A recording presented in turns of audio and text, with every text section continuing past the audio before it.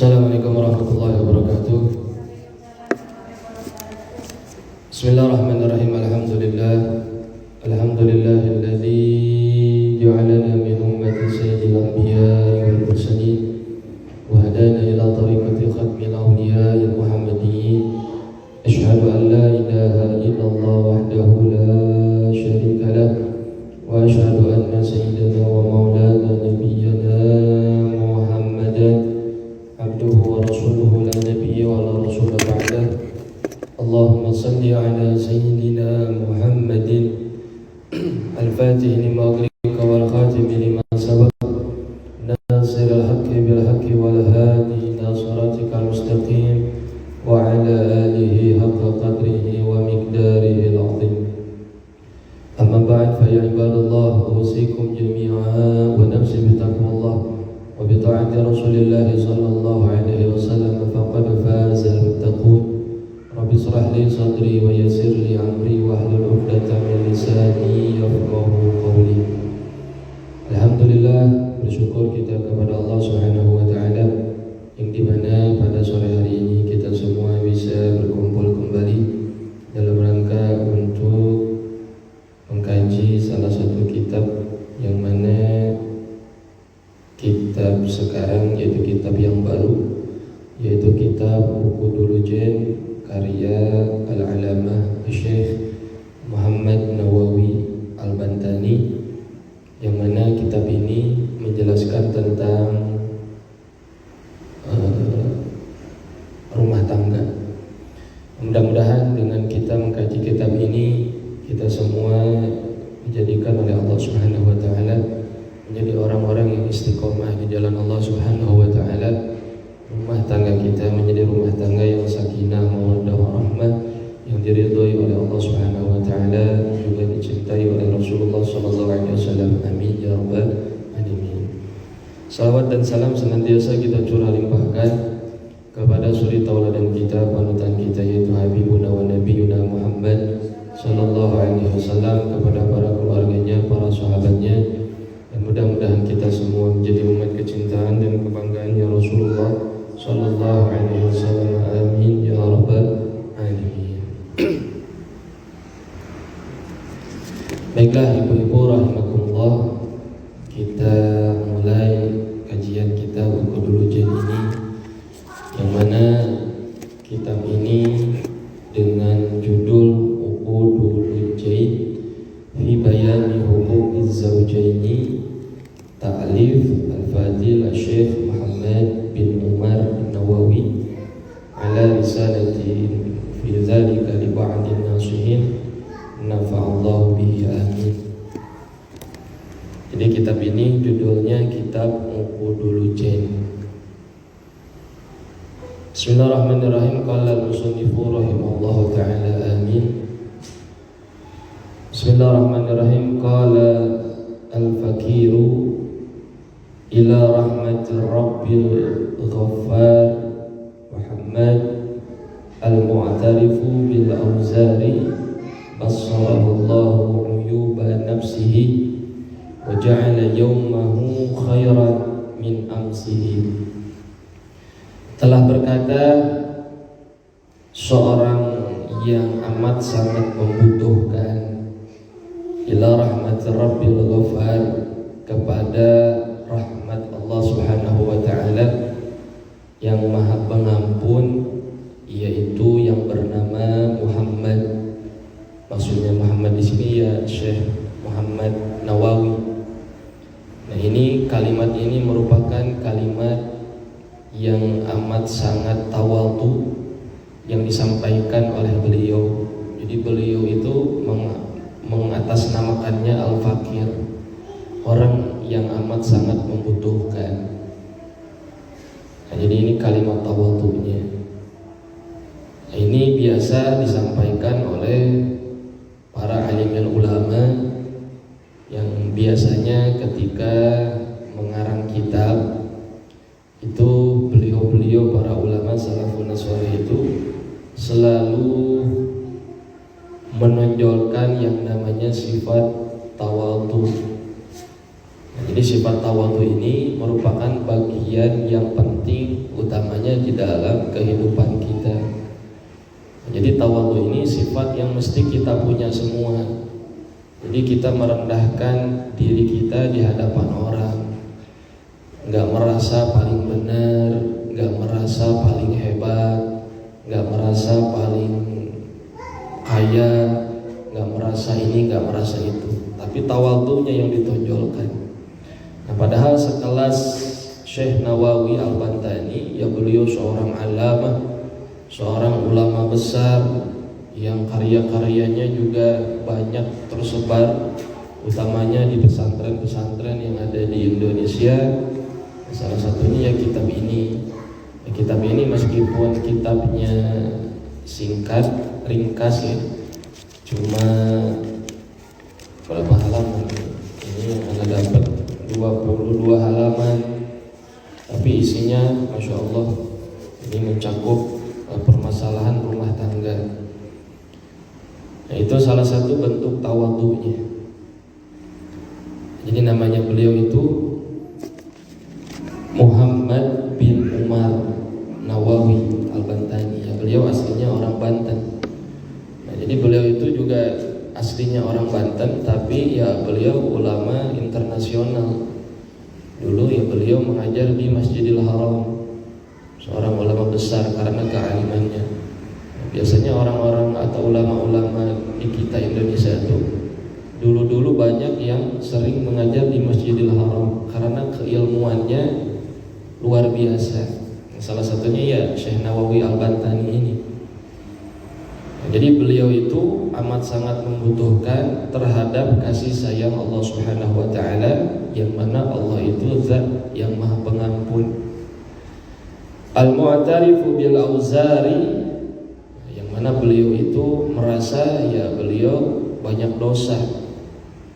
Sekelas beliau saja masih tawadhunya begitu, banyak dosa. Auzar itu banyak dosa. Bassarahullahu uyuba nafsihi, semoga Allah Subhanahu wa taala itu memperlihatkan terhadap aib-aib dirinya. Nah, jadi beliau itu kepengen supaya aib-aib yang ada di dalam dirinya itu diperlihatkan atau ditampakkan oleh Allah. Nah, ini sekelas ulama kepengen tahu aib yang ada dalam dirinya, meskipun sebetulnya ya Syekh Nawawi nggak punya aib sebetulnya. Ya justru ya kita aibnya banyak. Nah kadang-kala ya kita nggak kepengen kan, nggak kepengen tahu, atau seringnya itu kita nggak sadar dengan aib yang kita punya. Nah giliran aib sendiri kita nggak pernah tahu, aib sendiri kita nggak pernah sadar. Giliran aib orang kita paling tahu, giliran salahnya orang kita paling tahu. Tapi berkaitan dengan aib diri kita sendiri ya kita nggak mau tahu, tutup mata terhadap aib diri kita. Nah ini juga penting. Untuk apa ya? Untuk dalam rangka kita muhasabah, di mana Allah sudah menunjukkan aib diri kita. Nah maka aib yang Allah tampakkan untuk diri kita itu segera untuk kita perbaiki. Jadi yang namanya aib, kesalahan itu jangan dipendam, harus diperbaiki, harus dihapus, harus dihilangkan. Nah, itu tujuannya tahu aib sendiri. Nah, giliran tahu aib orang, kita berani mengkritik orang, mengkritisi orang, seakan-akan orang itu yang paling jahat, orang lain itu yang paling banyak aibnya. Nah, giliran aib sendiri nggak pernah dilihat, jangan. Jadi kita harus sering melihat aib diri kita sendiri. Nah kalau kita sudah bisa melihat aib diri kita sendiri, kita nggak akan pernah untuk melihat aib orang. Jadi kalau urusan aib itu mesti sebisa mungkin ditutupi, jangan dibicarakan ke orang, jangan buka aib orang. Jadi kalau sekiranya kita juga orangnya banyak dosa, banyak maksiat, jangan dibuka aib orang. Kecuali antumnya orang bersih, orang suci. Kalau orang suci ada aibnya nggak? Nggak ada kalau orang suci. Kesal ya wajar, itu manusiawi. Nah, yang penting aib orang jangan dibilang-bilang. Umpama si orang tuh si fulan tuh begini dibicarakan gitu, jangan.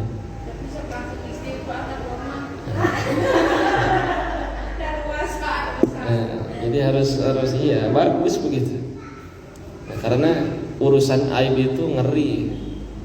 Jadi kalau kita ngebuka aib orang, nah nanti suatu saat aib kita yang akan dibuka oleh Allah.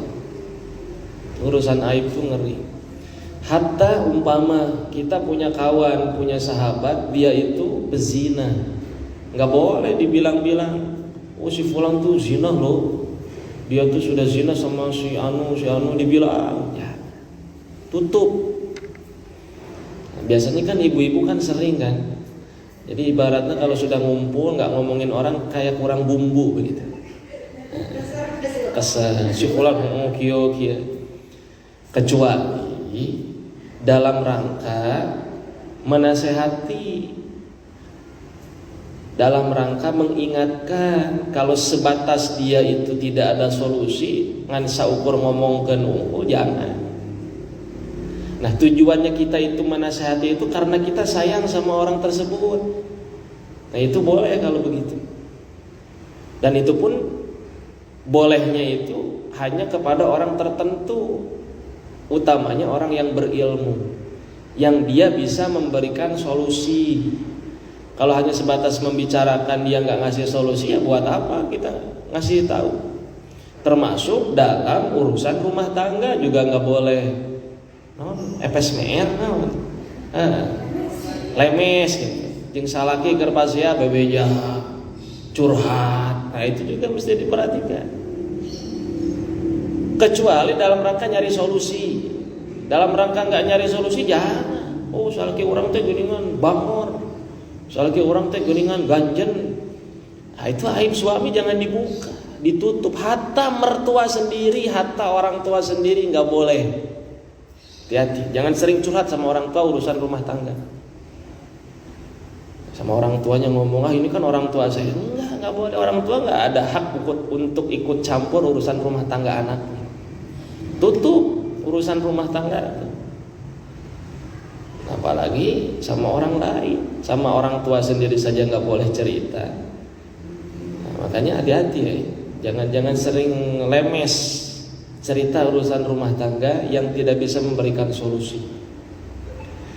Nah, itu pun yang khusus minta cerita begitu pun dalam rangka ngasih solusi, ngasih nasihat. Jadi jangan dikasih tahu ke sembarang orang. Nah, kalau sudah urusan aib, kira-kira diketahui orang, malu nggak kira-kira? Malu nggak? Era orang tengke. Gini kan salahnya nanti gitu, gini nggak. Jadi nantinya kita berprasangka jelek sama dia. Karena kalau sudah urusan prasangka ini, paling ngeri urusan prasangka itu. Ya, sekarang nih akhir-akhir sekarang urusan prasangka itu paling ngeri. Jadi di antara ibu-ibu semua itu karena urusan prasangka mencurigai si fulanah begini bisa jadi berantem. Jadi buang sifat-sifat prasangka itu ngerusak semua itu. Makanya kata Rasulullah, prasangka sama orang itu akdzabul hadis, paling bohongnya ucapan. Jadi nyangka wahnya itu geningan judes, tapi nges diajak ngobrol mah enaknya. Sangkaan anak tadi judes, tapi nges ngobrol ente gitu, berarti suzon yang tadi dosa tuh. Nah itu prasangka itu begitu. Oh si fulan ini pelit, ecek dia tau gitu. Tapi pas deket minta sumbangan atau minta ada lebihnya, umpama buat nyumbang anak yatim, umpama ngasih, geningan bager, dermawan, berarti sangkaan gitu yang akan menjerumuskan diri kita. Nah, makanya kata Syekh Abdul Qadir Jailani radhiyallahu anhu, di dunia ini sesuatu yang mesti kita jauhkan itu adalah berprasangka terhadap orang lain. Jadi kalau kita hidup di dunia itu masih punya prasangka sama orang, prasangkanya yang jelek maksudnya, itu hidup kita nggak bakal tenang. Nggak percaya buktikan. Jadi wanyai umpama prasangka ke Teh Uni, oh Teh Uni teh jigana kieunya, jigana deh tahu. Jauhkannya, jangan buang jauh-jauh ya. Jadi hati-hati dengan aib. Wa ja'ala yaumahu khairan min amsihi, dan semoga Allah itu menjadikan hari-harinya itu dengan lebih baik min amsihi dari kemarin, dari hari-hari sebelumnya. Makanya orang yang baik itu hari sekarang lebih baik dari hari kemarin. Itu orang yang paling baik. Bukan hari sekarang lebih jelek dari hari kemarin. Kalau begitu berarti kita menjadi orang yang merugi. Jadi kudu jadi orang baik, kudu lebih baik. Jadi kalau kemarin kita ngomongin orang, hari ini enggak. Kemarin kita jelekin orang, hari ini enggak. Kemarin kita mitnah orang, hari ini enggak. Karena kalau sudah hubungannya sama manusia, itu lebih susah diminta maafnya daripada urusannya sama Allah. Makanya kalau kita sudah mitnah orang, sejatinya kita kudu minta maaf sama yang bersangkutan sebetulnya. Jadi nggak bisa sebatas hanya inyanya salah orang teh kita teh, nggak begitu. Karena urusan manusia itu repot. Nah, karena kan nanti di akhirat semua perilaku tingkah laku kita kan dibuka semua ya. Si fulan pernah ngomongin si fulan. Nah, ternyata yang bersangkutan dia nggak tahu, ternyata nggak ikhlas, nggak terima, nggak ridho. Coba nuntut dia nanti di akhirat, oh saya nggak terima, saya minta ganti rugi, pahalanya diambil. Nah, rugi nanti di akhirat. Kalau sama Allah tinggal minta sama Allah, minta ampun, pasti diampuni sama Allah. Tapi kalau sama manusia belum tentu. Nah, dosa sama manusia itulah yang mengakibatkan diri kita itu susah untuk usul kepada Allah. Untuk sampai kepada Allah itu terhalang sama dosa kita sama manusia. Nah, itu juga mesti perhatian. Karena ya utamanya ibu-ibu kalau sudah bicara begitu kan seneng ya.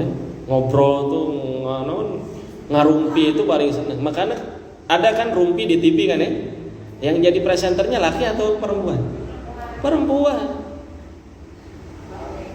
Makanya istilah perempuan itu dia itu lebih kepo daripada laki-laki.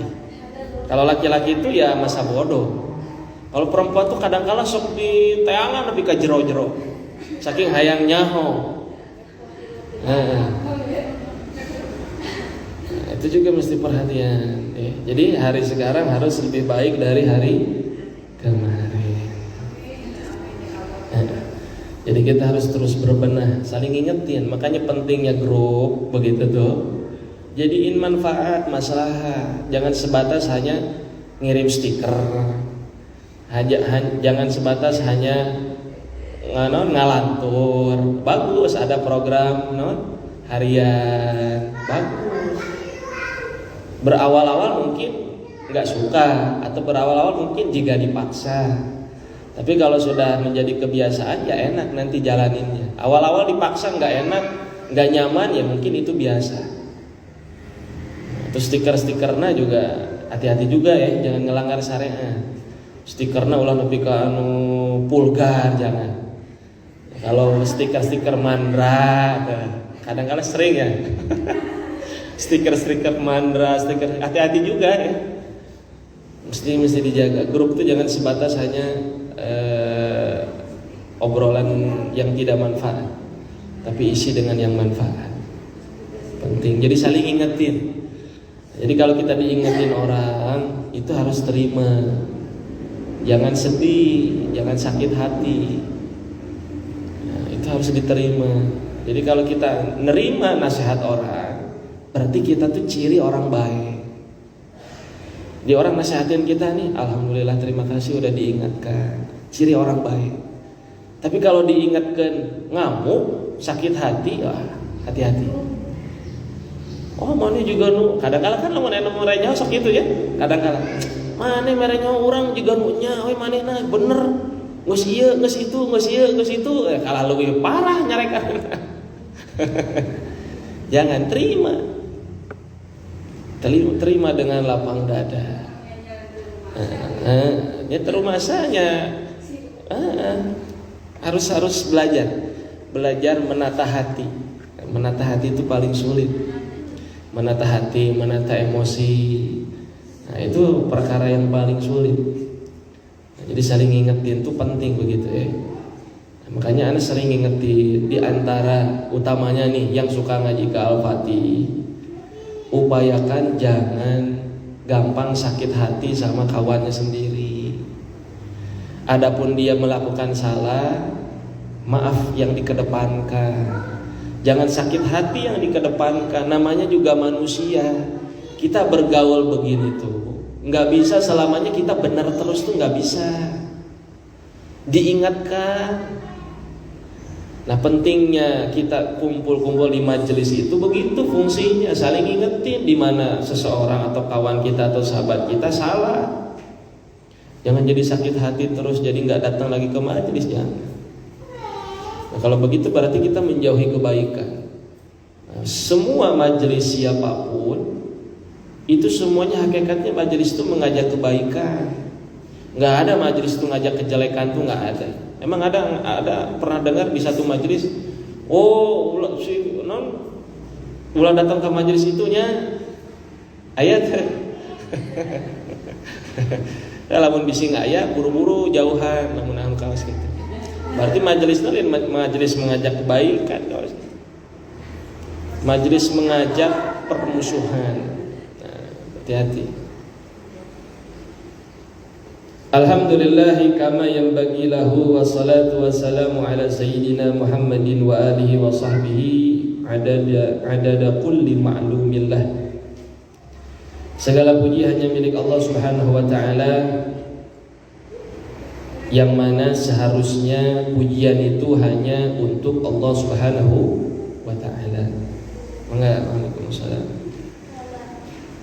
Wassalatu wassalamu, salawat dan salam senantiasa kita haturkan kepada junjungan kita, yaitu Sayyiduna wa Maulana Muhammad sallallahu alaihi wasallam, kepada para keluarganya, kepada para sahabatnya, adada kulli ma'lumillah, sebanyak bilangan yang diketahui oleh Allah Subhanahu wa ta'ala. Jadi sholawat itu kita mesti haturkan kepada Rasulullah, kepada para keluarganya, kepada para sahabatnya yang mulia.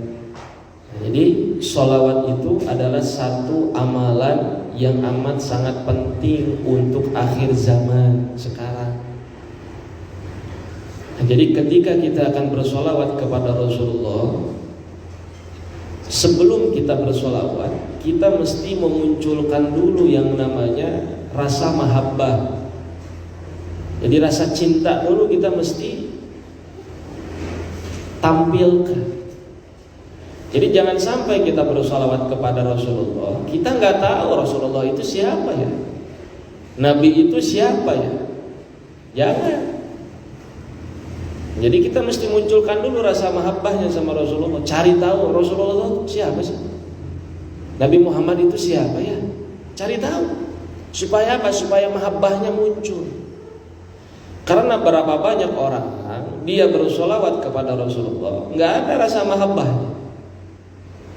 Dia hanya sebatas yang penting baca saya, yang penting saya dapat pahala. Dia nggak melihat di luar itu yang hakikatnya siapa yang kita solawati itu. Nah, yang kita solawati itu adalah manusia yang paling mulia, manusia yang paling suci, manusia yang paling alim, manusia yang paling hebat. Kita mesti tahu hakikatnya Rasulullah. Supaya apa? Supaya mahabbahnya itu muncul. Ketika mahabbah sudah muncul, sholawat yang kita ucapkan akan mudah untuk kita ucapkan dan akan lebih mudah meresap ke dalam hati. Jadi kalau mahabbahnya nggak punya, mahabbahnya nggak ada, Mengucapkan sholawat itu terasa berat. Makanya kayak tugas harian begitu ibu-ibu, kalau nggak ada rasa mahabbahnya sehari kudu 100 kali, berat baca sholawat Fatih 100 kali. Berapa menit 100 kali baca sholawat Fatih? 15 menit, setengah jam. Tergantung moodnya. Berat itu. Baca sholawat saja perkara yang sulit itu. Makanya kan banyak orang yang anti sholawat. Kadang-kadang miris, muslim kok anti sholawat, nggak mau dia baca sholawat. Nah, dia kalau nggak mau baca sholawat, berarti dia nggak pernah sholat begitu. Iya kan? Sholat kan di tahiyat awal, tahiyat akhir kan ada sholawat kan. Nah, dan itu merupakan rukun di dalam sholat. Ya kalau dia sholat nggak baca sholawat, ya percuma sholat, dia nggak sah berarti sholat. Karena dia anti sholawat itu. Jadi semua sholawat bagus. Semua sholawat nggak ada yang jelek, semuanya bagus. Nah, jadi sholawat itu ada sholawat yang Allah berikan secara langsung, ada sholawat yang Rasulullah SAW berikan secara langsung, ada juga sholawat yang dikarang oleh para alimil ulama. Jadi sholawat itu banyak macamnya, ada yang dari Allah, ada yang dari Rasulullah SAW, ada yang dari para alimil ulama. Itu macam-macam sholawat itu. Jadi semuanya bagus sholawat itu, karena intinya sholawat itu adalah memuji kepada Rasulullah Sallallahu Alaihi Wasallam. Amma ba'du, adapun setelah mengucapkan Bismillah walhamdulillah, fahadha syarhun talabahu minni ba'dul muhibbina ala risalati al-muta'alliqati bi umuri zawjaini allati sannafaha ba'dun nasihin. Maka di sini dijelaskan, maka ini adalah merupakan kitab syarah yang mana sebagian para pecinta itu meminta kepada saya, maksudnya kepada Syekh Nawawi, ala risalatil muta'alliqati, untuk mengarang satu risalah yang berkaitan tentang umur zaujain, tentang urusan suami istri, urusan rumah tangga, ya urusan suami istri lah. Allati sannafaha ba'dun nasihin, yang mana sudah mengarang tentang urusan ini sebagian para orang-orang yang senantiasa memberikan nasihat. Nah, jadi ininya terciptanya kitab Uqudul Jan itu berkat ada sebagian para pecinta beliau itu untuk ya mengarang lah tentang kitab tentang urusan suami istri. Jadi beliau makanya ngarang. Jadi asbabnya bikin kitab tuh begitu. Jadi ada yang minta untuk membuat satu kitab tentang urusan rumah tangga, karena ada satu risalah yang berkaitan tentang urusan rumah tangga. Nah, jadi beliau itu dipinta. Wa sammaituha Uqudul Jaini fi bayani huquqiz zaujaini.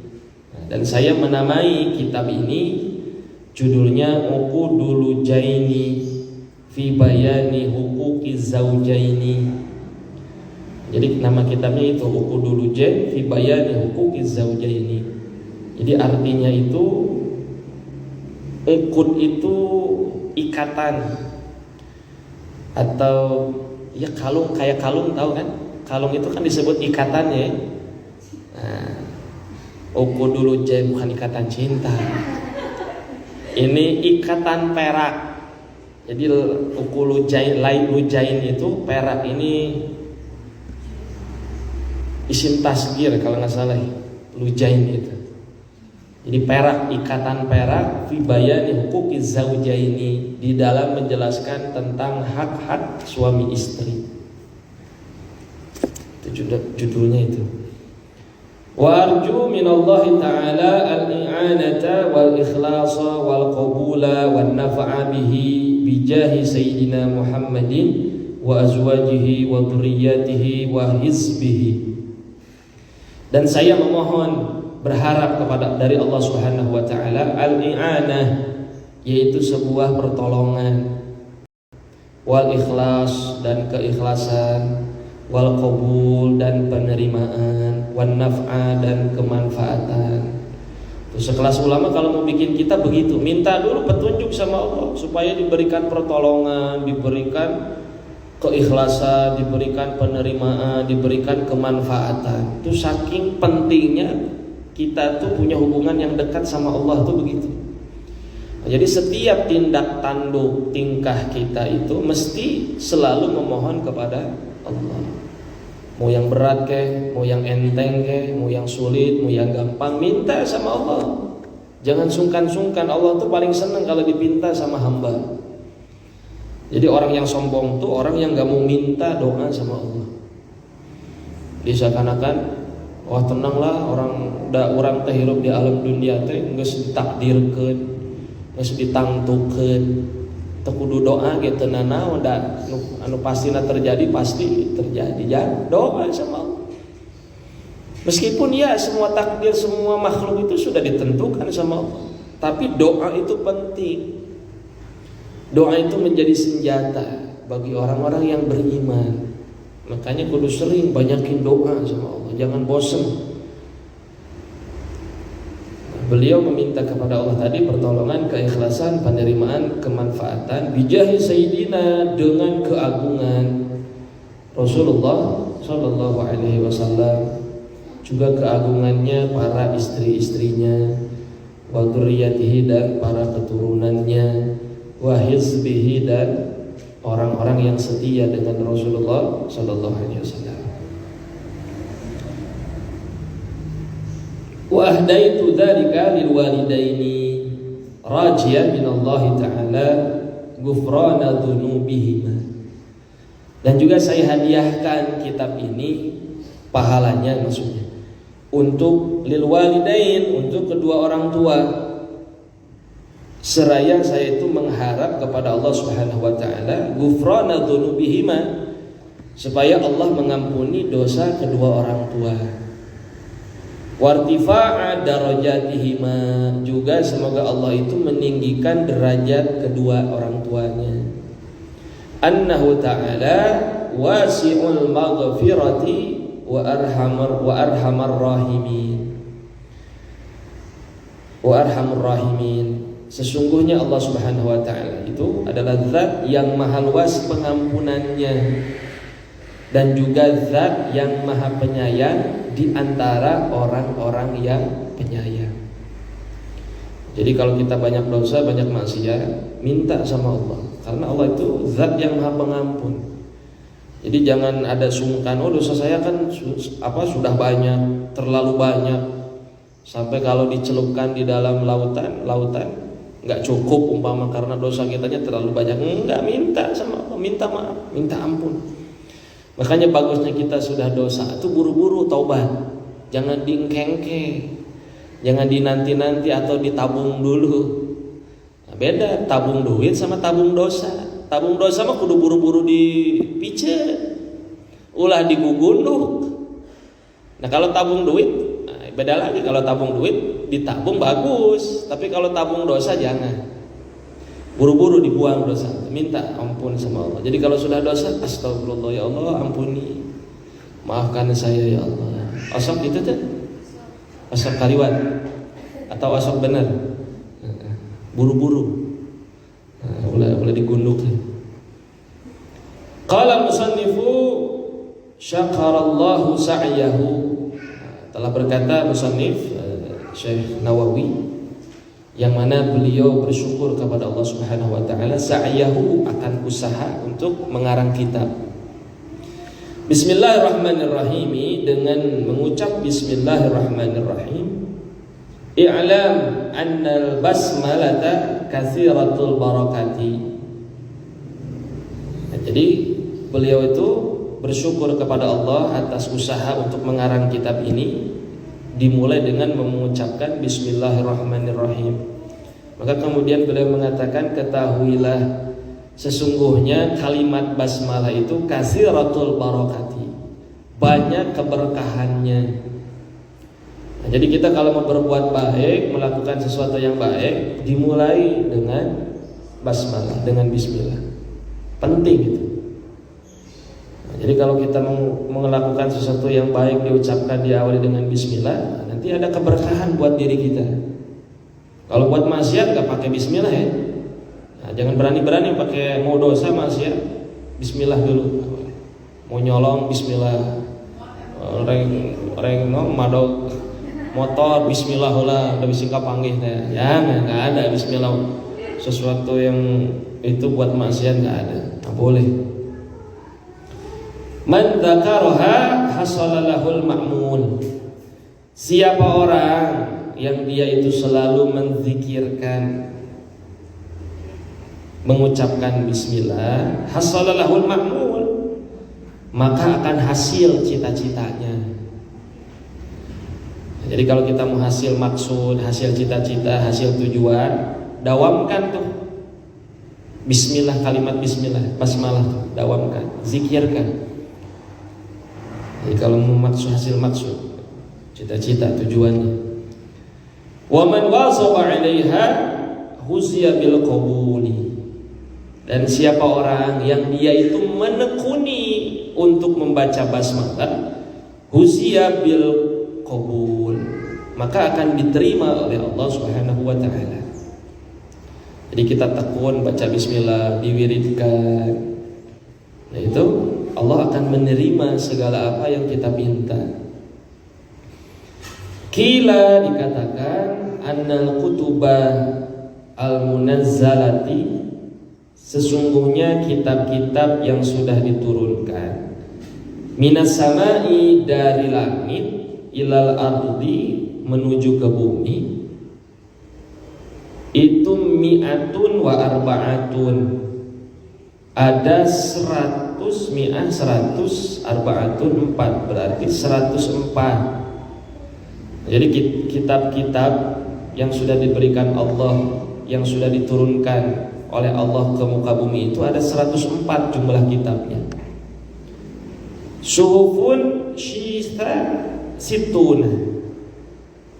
Nah suhuf itu lembaran-lembaran, sohifah. Kitabnya itu situna, 60 diberikan kepada Nabi Sis. Pernah dengar Nabi Sis? Nah, itu memang mastur, tapi sering diungkap itu Nabi Sis. Itu kalau nggak salah ya, kalau nggak salah.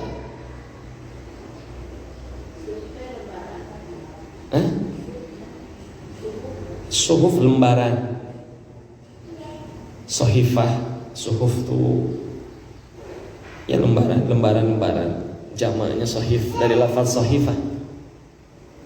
Jadi 60 kitab kepada Nabi Sis. Ini kalau nggak salah sezaman dengan Nabi Nuh, kalau nggak salah ya. Lupa juga itu Nabi Sis. Itu memang kita jarang dengar Nabi Sis namanya. Nah, jadi 60 diberikan kepada Nabi Sis. Wasuhufun Ibrahim salasuna, dan 30 diberikan kepada Nabi Ibrahim. Wasuhufun Musa qabla Taurati asyaratun, dan suhuf itu diberikan kepada Nabi Musa sebelum turunnya kitab Taurat. Asyaratun itu ada 10. Jadi sebelum kitab Taurat diberikan kepada siapa? Nabi Musa. Nah, sebelum kitab Taurat itu diturunkan, diberikan sama Nabi Musa, Allah sudah menurunkan suhuf itu 10 sama Nabi Musa.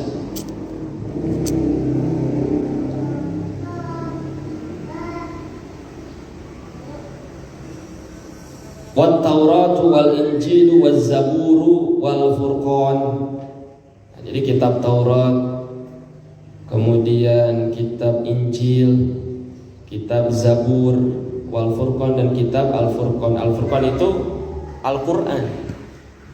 Jadi artinya tuh pembeda. Pembeda apa? Antara hak dan yang batil. Jadi Al-Furqan itu seringkali disebut artinya tuh Al-Quran. Al-Furqan itu pembeda. Injil ke Nabi Isa, Zabur ke Nabi Daud, Taurat ke Nabi Musa. Itu kitab yang mesti wajib diketahui ya. Berarti ada 4 ya. Taurat, Injil, Zabur, Al-Quran. Benar 4 ya. Yang wajib diketahui ya. Zabur Nabi Daud.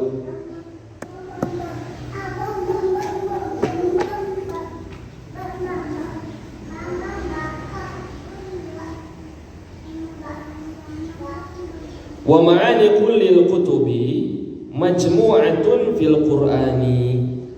Dan makna-makna dari keseluruhan kitab tadi itu Taurat, Zabur, Injil, majmu'atun fil Qur'an, terkumpul di dalam kitab suci Al-Qur'an. Jadi semuanya terkumpul, terhimpun ada di dalam Qur'an semua. Wa ma'anil Qur'ani majmu'atun fil Fatihati. Dan maknanya Al-Qur'an itu terkumpul di dalam surat Al-Fatihah. Jadi Al-Qur'an yang 30 juz itu maknanya itu terkumpul di dalam surat Al-Fatihah. Hafal semua lah ya. Nah, jadi surat Al-Fatihah itu ummul kitab. Makanya kan sering disebut ummul kitab.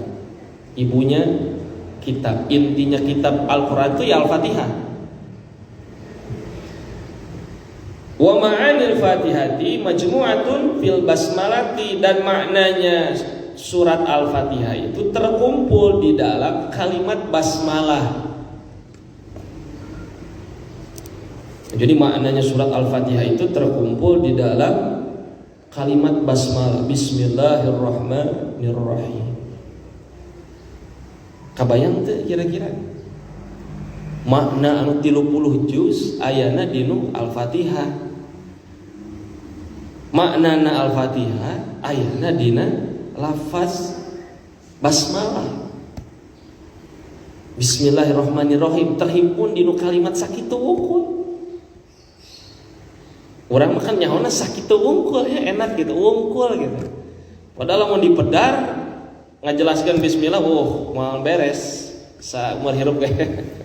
Soalnya makna-makna Al-Qur'an aya di dinya intina. Ternyata aya kene wa ma'anil basmalati. Dan makna-makna kalimat basmalah majmu'atun fi ba'iha. Itu terkumpul di dalam huruf ba. Jadi dina huruf ba unggul.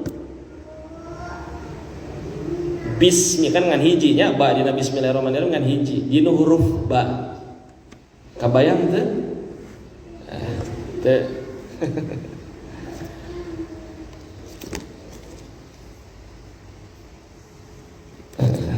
Jadi eta intinya wa kana ba'dul ulama'i shalihin. Dan ada sebagian para ulama yang saleh. Ini cerita nih, sudah masuk ada cerita. Asabahu maradun syadidun.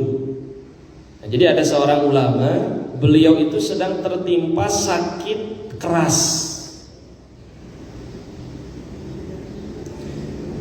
A'jazal atibaa, yang mana sakitnya ini dokter itu nggak mampu buat menyembuhkan sakit kerasnya ulama ini. Fatakaffara fi ba'dil ahyani tilkal ibarati. Nah, jadi ini dokter nih udah bingung nih. Ini sakitnya nggak bisa disembuhin, bingung nih mesti gimana gitu. Nah, akhirnya terlintas si dokter ini, dia berpikir dalam suatu kesempatan. Fawazaba 'alal basmalati min ghairi adadi mahsurin. Nah, jadi si dokter ini dia terlintas supaya melazimkan atau menekuni kalimat basmalah min ghairi adadi, dengan tanpa berbilang. Jadi nggak ada batasnya. Baca we bismillah seseur-seurna. Fasyafahu Allah Ta'ala bibarakatiha. Maka sakit yang keras tadi Allah sembuhkan dengan keberkahan membaca kalimat basmalah. Ini juga bisa jadi pelajaran buat kita. Jadi sakit keras ulama tadi yang dokter sudah angkat tangan gak bisa disembuhkan itu penyakit, akhirnya terpikirkan, oh harus melazimkan wiridan bismillah, bismillahirrahmanirrahim, bismillahirrahmanirrahim terus tanpa dibilang. Nah, ternyata berkahnya kalimat basmalah itu Allah menyembuhkan penyakit yang keras tadi. Nah, itu keberkahan bismillah.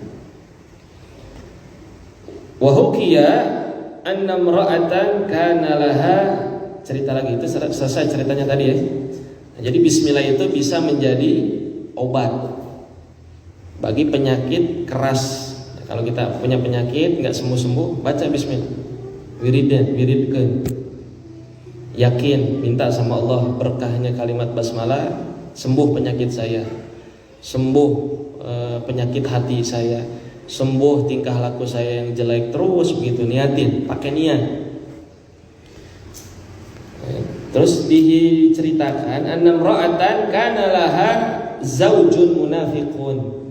Nah, di sini diceritakan sesungguhnya ada seorang istri, seorang perempuan, kana laha zaujun munafiqun.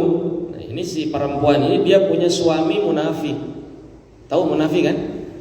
Di depan baik, di belakang ngajebian. Jika belangkon, terang belangkon. Pernah ningali belangkon? Belangkon kan payuna datarnya, pengkerna merep atau ngajendol. Jika gitu. Diharapkan mah bager, ditukangan mah bangor. Nah, munafik, hati-hati, munafik itu begitu. Di depan kita juga nunya kayak orang baik, ternyata di belakang jelekin kita. Nah, itu orang munafik itu begitu. Maka mudah-mudahan kita dijauhkan dari sifat munafik. Wa kana taqulu ala kulli syai'in min qaulin aw fi'lin bismillah. Nah, ini si perempuan ini dia selalu mengucapkan dalam setiap sesuatunya, baik itu ucapannya ataupun perbuatannya, selalu mendawamkan bismillah. Jadi ini si istri ini, si perempuan solehah ini, dia mau berucap bismillah dulu. Dia mau berbuat sesuatu bismillah dulu. Faqala zaujuha li'af'alanna ma ukhjiluha. Nah, dalam satu kesempatan ini si suaminya itu ngomong sama istrinya, la af'alanna ma ukhjiluha. Saya akan berbuat kepada istri saya itu yang mana itu dia itu supaya jadi dipermalukan, kata si suaminya. Nah, ini suaminya kok bisa tega begitu sama istrinya. Mudah-mudahan suami-suami kita nggak begitu ya. Jangan ada sifat munafik gitu. Jadi ini si suaminya ini dia mau mempermalukan istrinya.